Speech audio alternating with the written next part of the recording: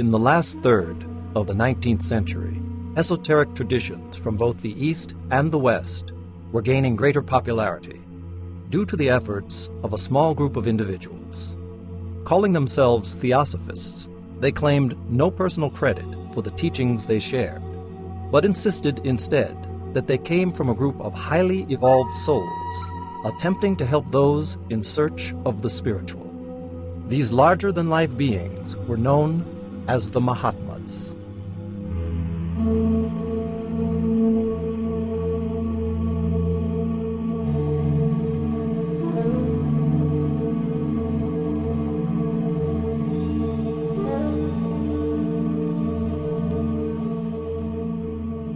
Mahatmas, great souls, wise people. Certainly there's a long tradition in India and in fact in China and other Eastern countries of wise individuals who were great teachers.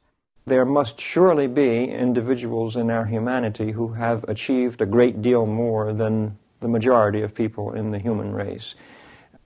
If we look around and at just people we know, people we come in contact with, we will notice that there is a vast range of development in people. It doesn't have anything to do with their human worth, but it has to do with their ability. Some people are artistic geniuses, others are intellectual giants. Some can't think much at all, others can't paint. So there's various degrees of development. But if one accepts the possibility, even the likelihood, that consciousness survives bodily death and that there is a process of reincarnation, then it would become a logical necessity that there would be individuals such as the adepts, individuals who'd gone further, who had learned more, who had developed more, and to whom we might look up as elder brothers. It was a fiery Russian woman and student of the ancient wisdom tradition, Helena Petrovna Blavatsky, who introduced the Mahatmas to the Western world. From early childhood, H.P. Blavatsky reports that she had psychic visions of a tall Indian man, and she felt that he was her protector. She doesn't say too much about it except that, I think. But in 1851, she was in London, and in that year they had what they called the Great Exhibition. It was a sort of World's Fair, and it was a really big event. And she was present, and there were, of course, delegates from the various colonies in the British Empire, and among those delegations there was a delegation from Nepal. And as the delegation from Nepal was going by in Hyde Park, she saw in the flesh the very man she had seen in psychic visions as a child. You can imagine how she must have felt. And she rushed out to him, and he stopped her. So she stepped back. But the fact is, the next day she did meet Moria, most likely in Hyde Park. And they had a conversation about what she might do to help him and others to spread some of their ideas and their knowledge into the West. For example, while she was told to form such an organization as the Theosophical Society, and she had attempted an early organization in Egypt, she was never told the specifics. She herself has said she was given the broad general outlines of a society that would be devoted to the ideal of human brotherhood, that would bring into the world the teachings that would aid humanity in its onward progress. While Madame Blavatsky stood as the key force behind the Mahatmas and the Theosophical Society, much of the information given to us directly by the Mahatmas is purported to have come in letters that mysteriously appeared to other individuals.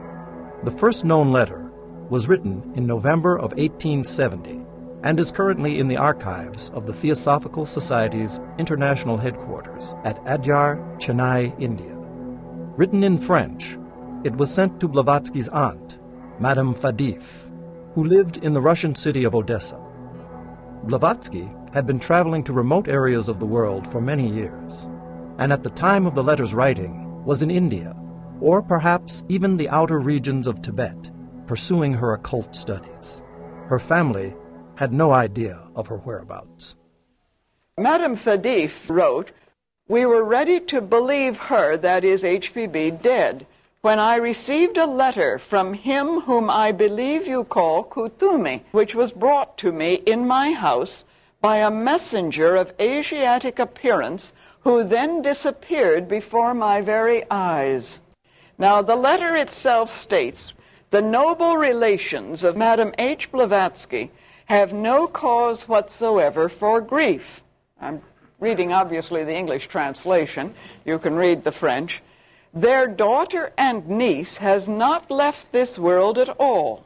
She is living and desires to make known to those whom she loves that she is well and quite happy in the distant and unknown retreat which she has selected for herself." After she met Colonel Olcott, and the story is, of course, part of the history of the Theosophical Society, and they were in New York, and at the time of the founding of the society, he received letters from another branch known as the Brotherhood of Luxor. Also known as the Egyptian Brotherhood, the distinctive feature of their letters was that they were written on a kind of black paper, and like most all of the Mahatma letters, contained various occult symbols which identified the particular group.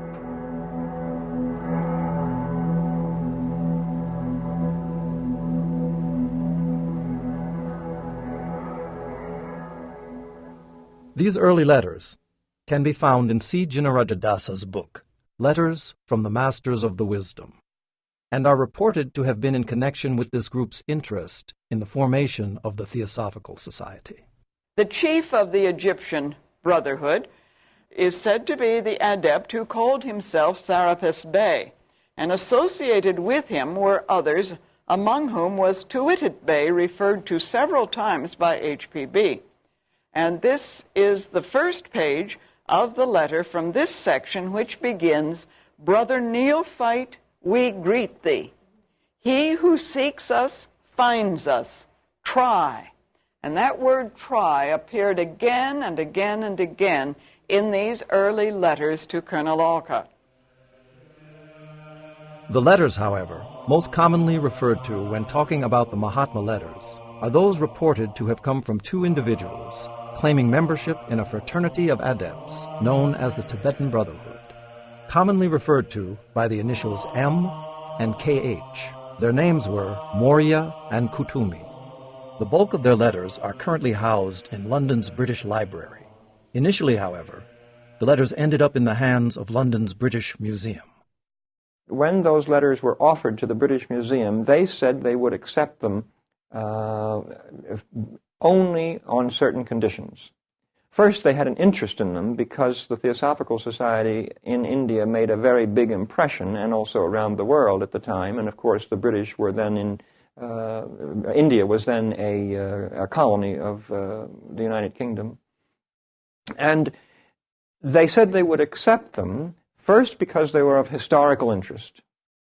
Second, they wanted to find out whether or not H.P. Blavatsky had written those letters, because she had been charged with forging the letters.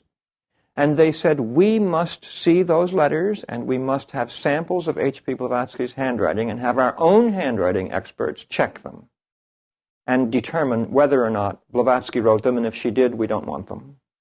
They did so, and they were quite certain that Blavatsky could not have written those letters. They didn't say adepts wrote them, but they said she didn't, so they took them. The third reason they took them was that they could not explain this phenomenon of the ink embedded in the paper. To this day, no one can explain how that was done. Additional information on these mysterious letters can be found in Geoffrey Barborca's book, The Mahatmas and Their Letters. Barborca's extensive research on the letters includes detailed information of the purported paranormal events associated with their manufacture. For example, it was reported that the Mahatmas often enlisted the help of a key student, or chela, in the precipitation of their letters by a method that Madame Blavatsky described as psychological telegraphy. According to Blavatsky, a kind of electromagnetic connection is said to exist at the psychological level between the Mahatma and the chela. When the Mahatma wants a letter to be written, he signals the chela selected and directs his thoughts mentally in the form of words. With hands resting on a specially treated piece of paper, the chela acts as a kind of conscious channel through which the message can be transferred to the paper. This is not an unusual sort of thing. Here are some notes. Would you write? And you're in close, almost rapport with the thinking. You know that person. And so you try to put it in the language that person would use. And that's why I say this is a kind of analogy. It's analogous to the process that I think the Mahatmas used at times with their chelas. They would impress an idea on the mind of the chela. This is what I want said. And leave it to the chela, or the pupil, disciple, however you want to call it. Chela was the technical term, but the pupil, to compose the letter. Now, obviously, mistakes could creep in because the chela might think, well, I think that idea ought to be modified, or I think it ought to be altered in some way to make more sense. And so mistakes could easily creep in. But that's what is meant by a psychological telegraphy, that it's the transmittal of mind to mind. And people who live very closely together, for example, husband and wife, very often pick up the idea in the mind of the other without having to have it said. Good friends do this. So it's not an unusual kind of occurrence. According to Barborca, there are two possible ways in which the message reaches the paper. It is either impressed into or precipitated onto the paper.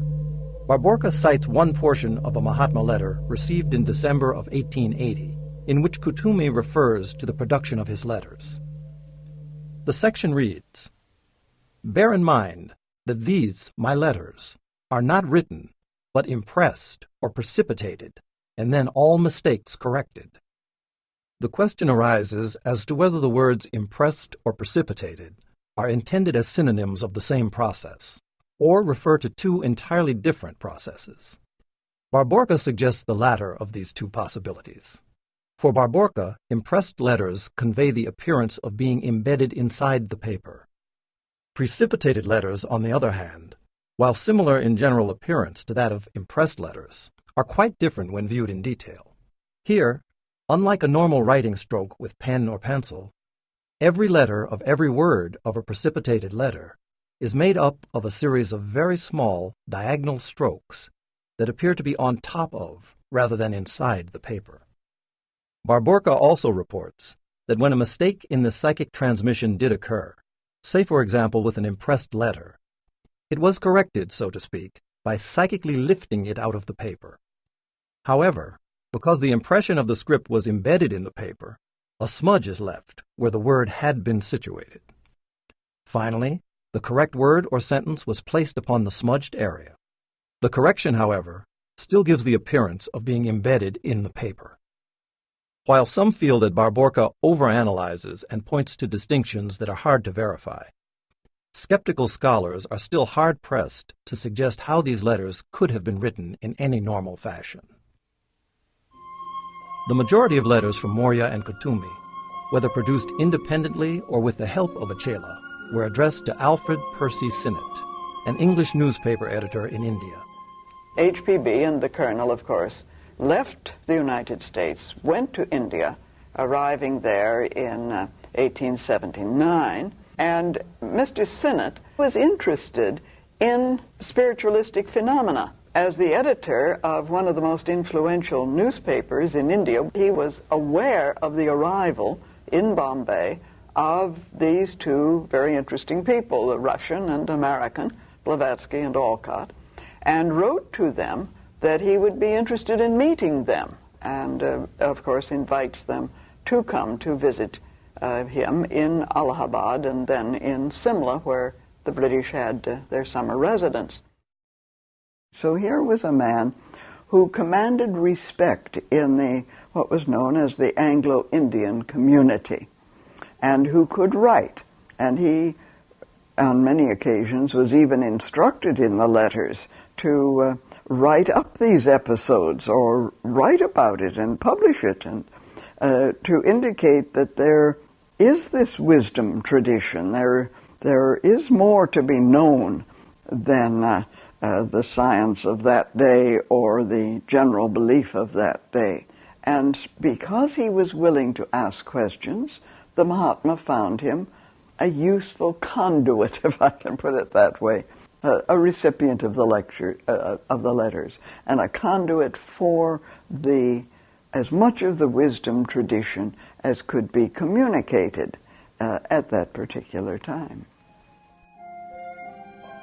While the greatest amount of correspondence came from Kutumi, Mr. Sinnett received a smaller number of letters from Morya. Considered to have been the adept most closely related to Madame Blavatsky, Morya's handwriting was much different in style from that of his associate K.H. And unlike the characteristic blue color of K.H.'s handwriting, Morya's letters appeared to be written in red ink. There aren't many letters from the Master Morya. He nearly always wrote in red ink or red pencil. However, analysis does indicate, if you want to see the letters, that the letters or signatures were in about 15 different colors.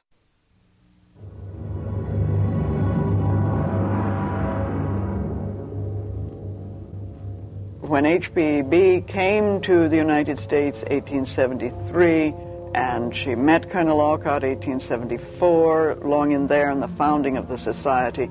This was a period when there was a lot of spiritualistic phenomena, some of it fraudulent, some part of it, I suppose, authentic, and HPB said, of course, phenomena can be produced. Well, of course, from the very beginning, there were those who, particularly in India, the Christian missionaries. We have to remember it was a time of great missionary activity, and naturally this sort of threatened the Christianization, if we can put it that way, of India, because here were these two people, Alcott and Blavatsky, and then Sinnett and many others rallying around them, who were pointing to the original traditions of India and saying, don't lose those, these are valuable. It's just as important to be a good Hindu as it is for us to be good Christians or whatever. And in the midst of all of this, the British Society of Psychical Research sends a man, Richard Hodgson, out to India to investigate. And some of the disgruntled former employees at the headquarters combine with the Christian missionaries in Madras to bring forth evidence, very slanted evidence, and in itself forged evidence in some cases, to suggest that HPB was a fraud, that these letters had indeed been written by her. However, a longtime student of theosophy and member of the Theosophical Society, Virginia Hansen, did an exhaustive study of the circumstances behind the Mahatma letters. In her book, Masters and Men, she demonstrates that many letters were delivered when Madame Blavatsky was nowhere in the area, and under circumstances which she could not possibly have known their content. Probably the best example of this kind is the letter which was received by Annie Besant in 1900, 9 years after Blavatsky's death. And while some scholars currently cite the Hodgson report as proof that the Mahatma letters were forgeries, the Society for Psychical Research raised severe doubts about the report, and in 1986 finally published a new report declaring that Madame Blavatsky was unjustly condemned. The case was re-examined by Dr. Vernon Harrison, past president of the Royal Photographic Society and an expert on forgery. In addition to demonstrating that the Hodgson report was biased and disregarded evidence in Blavatsky's favor, Dr. Harrison also carried out his own detailed analysis of the letters in question. He noticed that Hodgson's strongest evidence rested on the assertion that certain peculiar aspects of Madame Blavatsky's writing appeared throughout the KH writing. For example, Hodgson looked at Blavatsky's formation of the letters A, D, G, O, and Q, and noticed that she often left a gap on the left side of the curved portion of these letters. Hodgson called this the left gap stroke, and cited it as strong evidence against Madame Blavatsky, since this same tendency appeared in the KH writing. Dr. Harrison shows, however, that the left gap stroke is not uniquely characteristic of Madame Blavatsky's handwriting.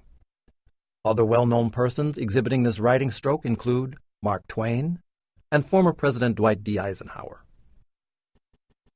These and other problems with Hodgson's analysis led Dr. Harrison to conclude, among other things, that the Hodgson report is riddled with downright falsity and that his case against Madame Blavatsky is not proven. HPB, I'm sure it was difficult for her. These dreadful charges that were brought against her again and again. She was, and of course, she laid herself open to them, and that is the thing. She, and from one point of view, didn't care if she felt that phenomena might be useful. She would produce it. At other times, she would absolutely refuse. There were occasions when somebody would visit.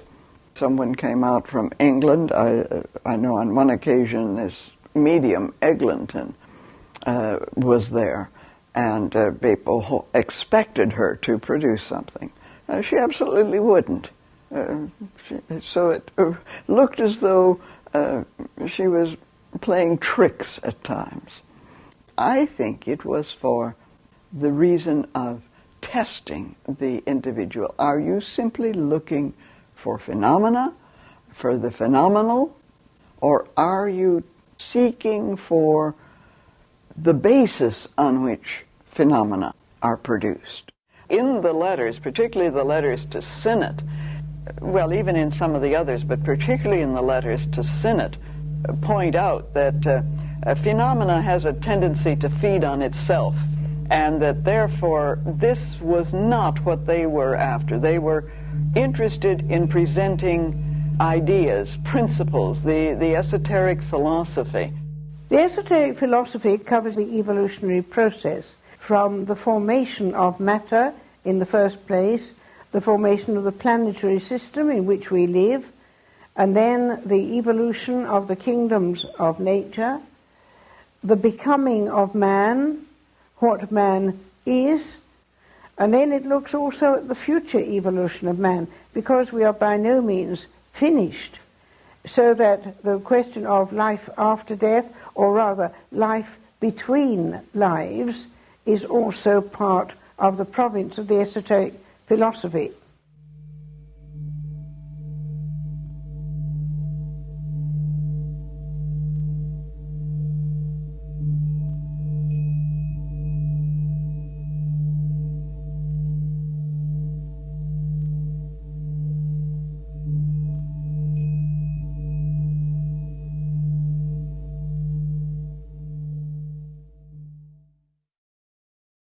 The Mahatma letters report extensively on the question of life after death.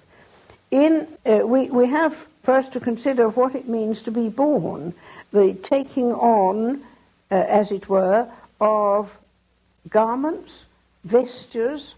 The physical body is the most obvious one, but also other instruments or vehicles of consciousness for thinking and feeling and other types of experience. That is the process of being born. And so when it comes to dying, there is a gradual shedding of these vestures which have temporarily been used. So there is a withdrawal of consciousness from each one in turn. A study of the information given in the Mahatma letters does confirm the traditional view that death is by no means the end. It is a change in the focus of consciousness. The death of the physical body is not death in the sense that the individual ceases to exist. He passes on to other worlds. He reaps the fruits of his actions here. And there is a period of long rest in a subtle world which is called Devachan. And then there is a return to a new incarnation. This teaching has been given in various religious traditions. There are descriptions, for example, in the Upanishad and Upanishadic commentaries. But it is the teaching is allegorical, symbolical, not easy to understand. Starting with the Mahatma letters, explanations have been given about the after-death state and what happens and rebirth and so on, which are put in simpler, modern terms, and therefore they are very helpful.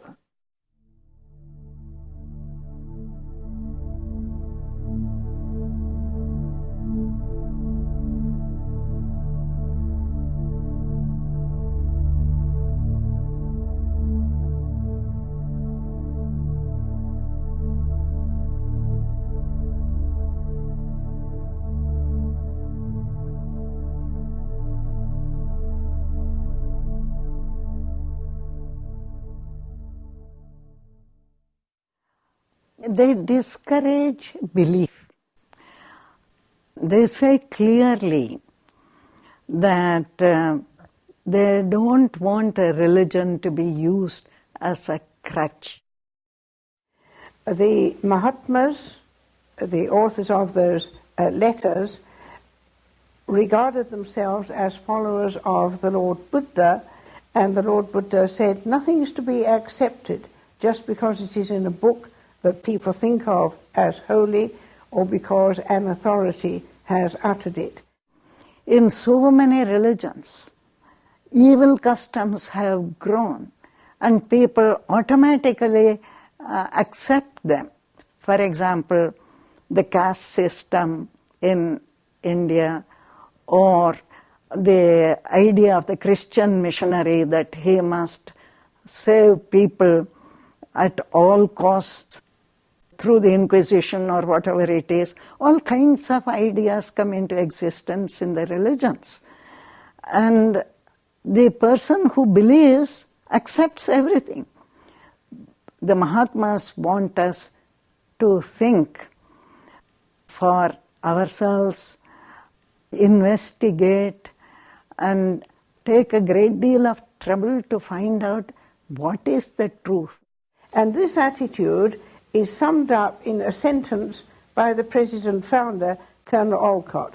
At the inauguration of the Society in 1875, we seek, inquire, reject nothing without cause, accept nothing without proof. We are students, not teachers. And he declared most strongly that any suggestion of leaning upon an authority, even that of the Mahatmas, was to be deplored. Always, the sentence that comes to my mind is, "Be ye lamps unto yourselves." And I think that sums up the attitude of the Mahatmas. There is no question of blind faith or blind following.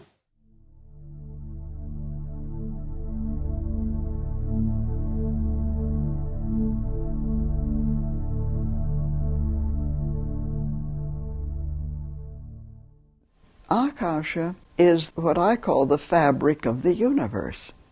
Now, its chief characteristic is sound. Everything is sound, resonates, vibration. Everything is interconnected. Now, this is the very basis of the theosophical worldview, that there is one ultimate reality. and then all of its permutations, all of it, the way in which it develops through universes, through every aspect of nature, vibrating through everything, rock, plant, tree, animal, ourselves, human beings, is this throbbing of the one life. All the parts are integrally part of that one reality. If that is understood, it becomes easier for us to understand brotherhood in daily life.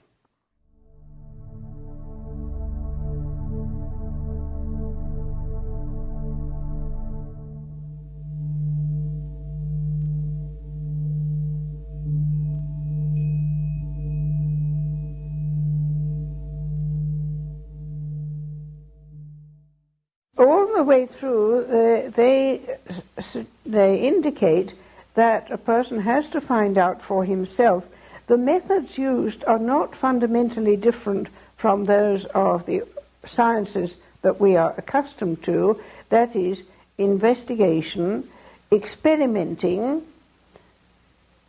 proving, attempting to prove, to corroborate the teaching that one has heard, by living according to the findings that are offered to us. And we can do that in quite simple ways, as for instance with the exercise of control over thought. We can make a difference to our own lives. There is one important difference between the sciences that we know in the world and occult science, and that is that whereas our sciences depend on refined apparatus for further exploration, occult science depends on the evolution of faculties within the individual until he comes to know for himself. Science, I think, will more and more become the ally of the ancient wisdom, because essentially science, philosophy, and religion must be concerned with the discovery of truth. And truth means not only facts about the universe, but also the deep meaning and purpose of the whole cosmic process. So HPB called the secret doctrine the synthesis of religion, science, and philosophy. In the past, religion, philosophy, and science were considered part of one discipline. I think in the future also they will merge together.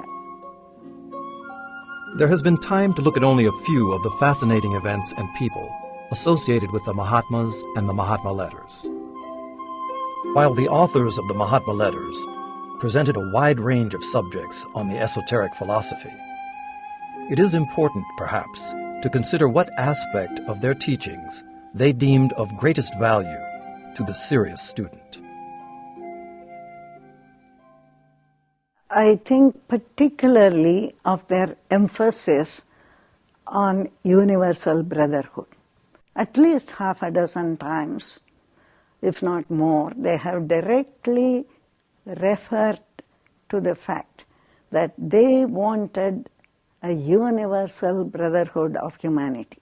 The kind of universal brotherhood which brings about a basic change in the people who live that brotherhood. And the whole society was meant to show that all of humanity could come to that condition, inner condition of consciousness. Because universal brotherhood is not just a mental recognition that all people must have their rights. It's much more than that.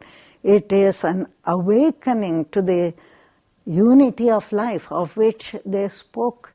Their chief concern is the welfare of humanity.